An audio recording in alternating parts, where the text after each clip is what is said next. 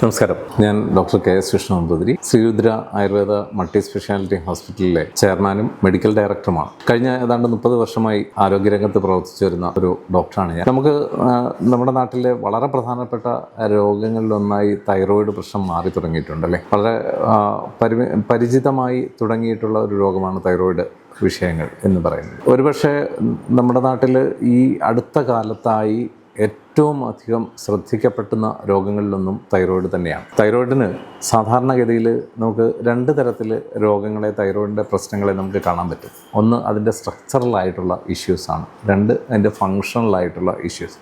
Structural issue എന്ന് വെച്ചാൽ ഘടനാപരമായ വ്യതിയാനങ്ങൾ, തൈറോയിഡിനുണ്ടാകുന്ന ഘടനാപരമായ വ്യതിയാനങ്ങൾ. ചില ആൾക്കാർക്ക് തൊണ്ടയ്ക്ക് ഒരു വീർപ്പ്, വീക്കം കാണാറില്ലേ, അതിന് ഗോയിറ്റർ എന്ന് പറയും. പണ്ട് മുതലേ ഈ ഗോയിറ്ററിനെ പറ്റിയുള്ള ഒരു ജ്ഞാനം നമ്മുടെ നാട്ടിൽ എല്ലാവർക്കും കുറച്ചൊക്കെ ഉണ്ടായിരുന്നു. എന്നാൽ ഈ തൈറോയിഡിൻ്റെ പ്രവർത്തനത്തിനുണ്ടാകുന്ന വൈകല്യങ്ങളെ പറ്റിയുള്ള ധാരണ വളരെ കുറച്ച് പേർക്ക് അന്ന് ഉണ്ടായിരുന്നുള്ളൂ എന്ന് വേണമെങ്കിൽ പറയാം. ഞാനൊക്കെ പ്രാക്ടീസ് ചെയ്യുന്ന സമയത്ത്, തുടങ്ങുന്ന സമയത്ത് ഈ തൈറോയിഡിൻ്റെ പരിശോധന എന്ന് തന്നെ പറയുന്നത് വളരെ വളരെ വിരളമായിരുന്നു എന്ന് വേണമെങ്കിൽ പറയാം. ഞാൻ ആദ്യം പ്രാക്ടീസ് തുടങ്ങുന്നത് ആലപ്പുഴ ജില്ലയിലാണ്. ആലപ്പുഴ ജില്ലയിൽ ശരിക്കും പറഞ്ഞു കഴിഞ്ഞാൽ ഞാൻ പ്രാക്ടീസ് തുടങ്ങുന്ന സമയത്ത് തൈറോയിഡിനെ പറ്റിയുള്ള പരിശോധന നടക്കുന്ന ലാബുകൾ ഉണ്ടായിരുന്നില്ല. ഏതാണ്ട് 10 വർഷത്തിനപ്പുറത്താണ് തൈറോയിഡ് വളരെ പരിചിതമായ തലത്തിൽ എല്ലാ ലാബുകളിലും പരിശോധനയൊക്കെ തുടങ്ങുന്നത് എന്ന് വേണമെങ്കിൽ പറയാം. എങ്കിൽ പോലും തൈറോയിഡ് പ്രശ്നങ്ങൾ അന്നും തീർച്ചയായിട്ടും ഉണ്ടായിരുന്നു. നമ്മുടെ നാട്ടിൽ ഒരു കണക്കെടുത്ത് കഴിഞ്ഞാൽ, ഇന്ത്യൻ ശരാശരി വെച്ച് നോക്കിക്കഴിഞ്ഞ് കഴിഞ്ഞാൽ 10ൽ ഒരാൾക്ക് തൈറോയിഡിൻ്റെ വിഷയങ്ങളുണ്ട് എന്നാണ് പറയുന്നത്. എന്നാൽ കേരളത്തിൻ്റെ ശരാശരി വെച്ച് നോക്കിക്കഴിഞ്ഞാൽ അങ്ങനെയല്ല. അത് 5ൽ ഒരാൾക്ക് എന്ന തലത്തിലേക്ക് മാറിക്കൊണ്ടിരിക്കുന്നു എന്നുള്ളതാണ് സത്യം. എന്താണ് ഇങ്ങനെ തൈറോയിഡ് കൂടാനുള്ള കാരണം എന്നുള്ളതിനെപ്പറ്റി പഠിക്കുന്നതിന് മുമ്പ് എന്താണ് തൈറോയിഡ് എന്ന് നമുക്ക് നോക്കാം. തൈറോയിഡ് എന്ന് പറയുന്നത് നമ്മുടെ ശരീരത്തിനകത്തെ ഒരു ഗ്രന്ഥിയാണ്, ഒരു എൻഡോക്രൈൻ ഗ്ലാൻഡാണ് എന്ന് പറയാം. അപ്പോൾ എൻഡോക്രൈൻ ഗ്ലാൻഡ് എന്ന് വെച്ച് കഴിഞ്ഞാൽ ആ ഗ്രന്ഥിയിൽ നിന്ന് വരുന്ന ഹോർമോണുകൾ ഉൽപ്പാദിപ്പിക്കുന്ന ഗ്രന്ഥികളാണ് ഈ എൻഡോക്രൈൻ ഗ്ലാൻഡുകൾ. അതിനകത്തു നിന്നുള്ള ഹോർമോണുകളെ രക്തത്തിലേക്ക് അലിയുകയാണ് ചെയ്യുന്നത്. അതിന് പ്രത്യേക ട്യൂബുകളൊന്നുമില്ല അതിനെ ഏതെങ്കിലും സ്ഥലത്തേക്ക് എത്തിക്കുക. അപ്പം രക്തത്തിലേക്ക് അലിഞ്ഞ് അത് ശരീരത്തിൻ്റെ വിവിധ ഭാഗങ്ങളിൽ പ്രവർത്തിക്കുന്ന ഹോർമോണുകളെ ഉൽപ്പാദിപ്പിക്കുന്ന ഗ്രന്ഥികളെയാണ് നമ്മൾ എൻഡോക്രൈൻ ഗ്രന്ഥികൾ എന്ന് പറയുന്നത്. ഒരുപക്ഷെ ശരീരത്തിലെ ഏറ്റവും വലിയ എൻഡോക്രൈൻ ഗ്രന്ഥി എന്ന് പറയുന്നത് ഒരുപക്ഷെ തൈറോയിഡാണ്. തൈറോയിഡ് നമ്മുടെ തൊണ്ടയിലാണ് ഇരിക്കുന്നത്. തൊണ്ടയിലെന്ന് പറഞ്ഞു കഴിഞ്ഞാൽ നമ്മുടെ കഴുത്തിൻ്റെ ആ ഭാഗത്ത് തൊണ്ടയുടെ, നമ്മുടെ ലാറിൻസ് ബോക്സ്, നമ്മുടെ സൗണ്ട് ബോക്സ് എന്ന് പറയത്തില്ലേ, വോയിസ് ബോക്സ് എന്നൊക്കെ പറയുന്നത്, ഈ വോയിസ് ബോക്സിൻ്റെ ഫ്രണ്ടിലായിട്ട്, ശ്വാസനാളത്തിൻ്റെ ഫ്രണ്ടിലായിട്ടാണ് അത് ഇരിക്കുന്നത്. അതൊരു ബട്ടർഫ്ലൈ ഷേപ്പ്ഡ് ആയിട്ടുള്ള ഒരു ഓർഗനാണ്. അതിൻ്റെ 2 ലോബുകളുണ്ട്, ലെഫ്റ്റ് ലോബും റൈറ്റ് ലോബും. ഇതിനെ തമ്മിൽ കണക്ട് ചെയ്യുന്ന ആംപ്ല എന്ന് പറഞ്ഞൊരു ഭാഗവുമുണ്ട്. ഈ തൈറോയിഡിൽ ഞാൻ നേരത്തെ പറഞ്ഞതൊരു എൻഡോക്രൈൻ ഗ്രന്ഥിയാണെന്ന്. ഈ തൈറോയിഡിൽ നിന്നുണ്ടാവുന്നത് പ്രധാനമായിട്ടും 3 ഹോർമോണുകൾ. ഒന്ന് T3 എന്ന് പറയും, അത് ട്രൈ അയോഡോ തൈറോക്സിൻ. പിന്നെ T4 ടെട്രാ അയോഡോ തൈറോക്സിൻ. മൂന്നാമത്തേത് കാൽസിറ്റോണിൻ. ഇങ്ങനെ ഈ 3 ഹോർമോണുകളാണ് ശരീരത്തിന് വളരെ ഏറ്റവും വേണ്ടപ്പെട്ട ഹോർമോണുകൾ, പ്രധാനപ്പെട്ട ഹോർമോണുകളാണ് ഈ 3 തന്നെ. അതിൽ T3യും T4ഉം, അതായത് ട്രൈഅയോഡോ തൈറോണിനും ടെട്രാഅയോഡോ തൈറോക്സിനും, ഇത് 2ഉം ഏതാണ്ട് ഒരേ പ്രവർത്തനങ്ങൾ ചെയ്യുന്നതാണ്. ഒരു പക്ഷേ അതിനകത്തെ T4 എന്ന് പറയുന്നത് ശരീരത്തിൽ വളരെ കുറച്ച് പ്രവർത്തനങ്ങളെ ചെയ്യുന്നുള്ളൂ. ശരീരത്തിനകത്തെ T3 ആണ് ഏറ്റവും കൂടുതൽ പ്രവർത്തിക്കുന്ന ഹോർമോൺ എന്ന് പറയുന്നത്. അതുകൊണ്ട് തന്നെ T4നെ നമ്മളൊരു പ്രോ ഹോർമോൺ അല്ലെങ്കിൽ T3 ആയിട്ട് കൂടുതലായിട്ട് പ്രവർത്തിക്കുന്ന ഹോർമോൺ എന്ന് പറയാം. ഈ T3 ആയി മാറിയിട്ടാണ് ശരീരത്തിൽ കൂടുതൽ വർക്ക് ചെയ്യുന്നത്. പക്ഷേ T4 ആണ് ഏതാണ്ട് 80% തൈറോയിഡിൽ നിന്ന് ഉൽപ്പാദിപ്പിക്കാൻ പറ്റുന്ന ഹോർമോണുകളിൽ 80% T4 ആണ്. ഈ T4 നമ്മുടെ ശരീരത്തിനകത്തെത്തി ശരീരത്തിൽ വിവിധ കോശങ്ങളുടെ കോശങ്ങളിലെത്തുമ്പോൾ അത് T3 ആയി കൺവേർട്ട് ചെയ്യും. T3 എന്ന് പറഞ്ഞു കഴിഞ്ഞാൽ നേരത്തെ ഞാൻ പറഞ്ഞു, T4 എന്ന് പറഞ്ഞാൽ ടെട്രാ അയോഡോ തൈറോക്സിൻ എന്ന് പറഞ്ഞ ഹോർമോണാണ്. അതിനകത്ത് 4 അയഡിൻ മോളിക്യൂളുകളാണുള്ളത്. അതേസമയം T3ക്കകത്ത് 3 എണ്ണമേ ഉള്ളൂ. അതായത് ഈ T4 എന്ന് പറയുന്നത് ശരീരത്തിനകത്ത് കോശങ്ങളിലെത്തുമ്പോൾ T3 ആയി കൺവേർട്ട് ചെയ്യുന്നു എന്ന് പറഞ്ഞാൽ അതിനകത്ത് ഒരു അയഡിനെ കളയുന്നു എന്ന് മാത്രമേ ഉള്ളൂ. അങ്ങനെ അയഡിനെ കളഞ്ഞിട്ടാണ് അത് ശരീരത്തിൽ പ്രവർത്തിക്കുന്നത്. ഇങ്ങനെ ശരീരത്തിൽ പ്രവർത്തിക്കുന്ന ഇതിനൊരു ATM കാർഡാണ് എന്ന് പറയാം. അതായത് ശരീരത്തിന് എനർജി വേണമെന്നുണ്ടെങ്കിൽ T3 വേണം എന്നർത്ഥം. T3 ആണ് ശരിക്കും എനർജി കൺവേർഷന് ആധാരമായിട്ട് നമ്മുടെ ശരീരത്തിൽ പ്രവർത്തിക്കുന്ന ഒരു ഹോർമോൺ എന്ന് പറയുന്നത്. അതേപോലെ മറ്റൊരു ഹോർമോണാണ് കാൽസിറ്റോണിൻ എന്ന് പറയുന്നത്. ഈ കാൽസിറ്റോണിൻ അസ്ഥിയിലേക്ക് കാൽസ്യത്തെ നിർത്തുന്ന ഹോർമോണുകളിൽ ഒന്നാണ്. അസ്ഥിക്ക് കാൽസ്യം വേണമെന്നുണ്ടെങ്കിൽ, അസ്ഥിയിൽ കാൽസ്യം നിലനിൽക്കണമെന്നുണ്ടെങ്കിൽ, രക്തത്തിൽ നിന്ന് കാൽസ്യത്തെ എടുക്കണമെന്നുണ്ടെങ്കിൽ ഈ ഹോർമോൺ വേണം എന്നർത്ഥം. അതുപോലെ തന്നെ രക്തത്തിൽ അധികമായുള്ള കാൽസ്യത്തെ പുറത്തു കളയുന്നതും ഈ ഹോർമോൺ തന്നെയാണ്. കാൽസിറ്റോണിൻ എന്ന് പറഞ്ഞ ഹോർമോണാണ്. അപ്പം ഇതാണ് ശരിക്കും തൈറോയിഡിൻ്റെ ഫങ്ഷൻ ആയിട്ട് ബന്ധപ്പെട്ട് കിടക്കുന്നത്. അപ്പോൾ തൈറോയിഡിൻ്റെ ഫങ്ഷണലായിട്ടും സ്ട്രക്ചറലായിട്ടും വ്യതിയാനങ്ങൾ ഉണ്ടാകും എന്ന് ഞാൻ പറഞ്ഞു. അതിലെ ഫങ്ഷണൽ വ്യതിയാനങ്ങളിൽ ഹൈപ്പോതൈറോയിഡിസം എന്ന ഒന്നാണ് നമ്മുടെ നാട്ടിൽ ഏറ്റവും കൂടുതലായിട്ട് കണ്ടുവരുന്ന പ്രശ്നം.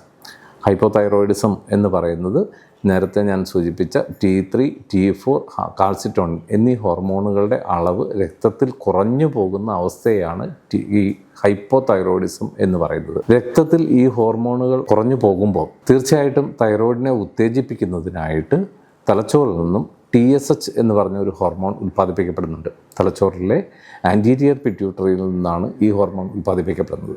തലച്ചോറിലെ ആൻറ്റീരിയർ പിറ്റ്യൂട്ടറി എന്ന് പറയുന്ന ഭാഗത്തു നിന്ന് ഉൽപ്പാദിപ്പിക്കപ്പെടുന്ന TSH ശരിക്കും തൈറോയിഡിനെ നിയന്ത്രിക്കുന്ന ഹോർമോണാണ്. അതിൻ്റെ പേര് തൈറോയിഡ് സ്റ്റിമുലേറ്റിംഗ് ഹോർമോൺ എന്നാണ്. തൈറോയിഡിനെ നിയന്ത്രിക്കുന്ന ഹോർമോൺ എന്നർത്ഥം. അപ്പോൾ ആ തൈറോയിഡിനെ നിയന്ത്രിക്കുന്ന ഈ ഹോർമോൺ ചെയ്യുക എന്താണെന്ന് വെച്ച് കഴിഞ്ഞാൽ T3യുടെ അളവ്, T4ൻ്റെ അളവ്, കാൽസിറ്റോണിൻ്റെ അളവൊക്കെ രക്തത്തിൽ കുറയുകയാണെങ്കിൽ ഈ അളവിനെ കൂട്ടുന്നതിനായിട്ട് TSHൻ്റെ അളവ് കൂടും.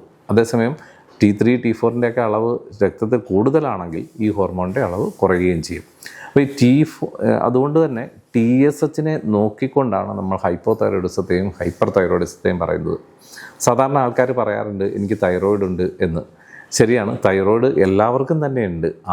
ആർക്കും തൈറോയിഡ് ഇല്ലാതെയില്ല. തൈറോയിഡ് ഒരു ഗ്രന്ഥിയാണ് എന്ന് പറഞ്ഞു. പക്ഷേ തൈറോയിഡിൻ്റെ രോഗമുണ്ട് എന്ന് പറയുമ്പം അതെന്താണ് രോഗമെന്ന് പലർക്കും തിരിച്ചറിയാൻ പറ്റാറില്ല. ഹൈപ്പോതൈറോയിഡിസം എന്ന് പറഞ്ഞാൽ രക്തത്തിലെ T3, T4 ഹോർമോണുകളുടെ അളവ് കുറയുന്ന അവസ്ഥയാണ്. ആ സമയത്ത് നമ്മൾ രക്തം പരിശോധിക്കുമ്പോൾ TSHൻ്റെ, അതായത് തലച്ചോറിൽ നിന്ന് വരുന്ന ഹോർമോണിൻ്റെ അളവ് കൂടിയിരിക്കും. അങ്ങനത്തെ അവസ്ഥയാണ് നമ്മൾ ഹൈപ്പോതൈറോയിഡിസം എന്ന് പറയുന്നത്. എന്നാൽ അത് തിരിച്ച് TSHൻ്റെ അളവ് കുറഞ്ഞു പോകുന്ന അവസ്ഥ, അതുപോലെ T3, T4ൻ്റെ അളവ് കൂടിയിരിക്കുന്ന അവസ്ഥ, അതിൽ തന്നെ T3യുടെ അളവ് കൂടിയിരിക്കുന്ന അവസ്ഥയെ നമ്മൾ ഹൈപ്പർ തൈറോയിഡിസം എന്ന് പറയും. ഇത് രണ്ടുമാണ് പ്രധാനമായിട്ടും നമ്മളൊരു ഫങ്ഷണലായിട്ടുള്ള തൈറോയിഡ് ഗ്രന്ഥിയുടെ പ്രശ്നങ്ങൾ എന്ന് പറയുന്നത്. ഈ T3യും T4ഉം കൂടിയിരിക്കുന്ന അവസ്ഥയെ ഹൈപ്പർ തൈറോയിഡിസം എന്ന് പറയുമെന്ന് പറഞ്ഞല്ലോ. ആ സമയത്ത് TSHൻ്റെ അളവ് കുറഞ്ഞിരിക്കും.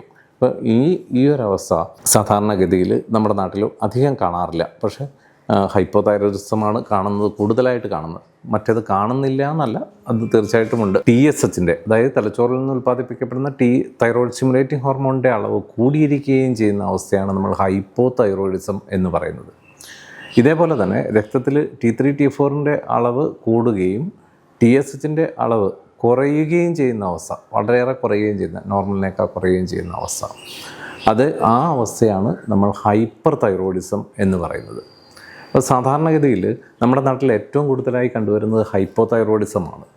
അത് പൊതുവെ തന്നെ ഏതാണ്ട് ലോകമെമ്പാടും എടുത്തു നോക്കിക്കഴിഞ്ഞാലും ഹൈപ്പർ കൂടുതൽ ഹൈപ്പോതൈറോയിഡിസമാണ് കൂടുതൽ എന്ന് കാണാൻ കഴിയും. അതും സ്ത്രീകളിലാണ് പൊതുവെ ഹൈപ്പോതൈറോയിഡിസം കൂടുതൽ കാണുന്നത്. പക്ഷേ സ്ത്രീകൾക്ക് മാത്രമല്ല, പുരുഷന്മാരുടെ ഇടയിലും ഇത് വളരെ കോമണായി ഇപ്പോൾ നമ്മുടെ നാട്ടിൽ കണ്ടു തുടങ്ങിയിട്ടുണ്ട്. എന്തുകൊണ്ടായിരിക്കും ഈ ഹൈപ്പോതൈറോയിഡിസവും ഹൈപ്പർ തൈറോയിഡിസവും ഉണ്ടാകുന്നത് എന്നുള്ളതാണ് നമുക്ക് കൃത്യമായി അറിഞ്ഞിരിക്കേണ്ടത്. ഹൈപ്പർ തൈറോയിഡിസവും പല കാരണങ്ങൾ കൊണ്ടുണ്ടാകാം. ഏറ്റവും പ്രധാനപ്പെട്ട കാരണങ്ങൾ എന്ന് പറയുന്നത് ഒന്ന് ഹെറിഡിറ്ററിയാണ്. അതായത് മാതാവിനും പിതാവിനും മാതാപിതാക്കന്മാർക്ക് ആർക്കെങ്കിലും ഉണ്ടെങ്കിൽ നമുക്ക് പാരമ്പര്യമായി തൈറോയിഡിൻ്റെ പ്രശ്നങ്ങൾ ഉണ്ടായിക്കൂടായികയില്ല. രണ്ടാമത്തേത് കൺജനിറ്റലായിട്ട് പല ആൾക്കാരിലും ഹൈപ്പോതൈറോയിഡിസ് പ്രശ്നം ഉണ്ടാകാറുണ്ട്. കൺജനിറ്റൽ എന്ന് പറഞ്ഞാൽ ജന്മനാൽ ഉണ്ടാകുന്ന ചില വൈകല്യങ്ങൾ കൊണ്ട് ഹൈപ്പോതൈറോയിഡിസം ഉണ്ടാകാം.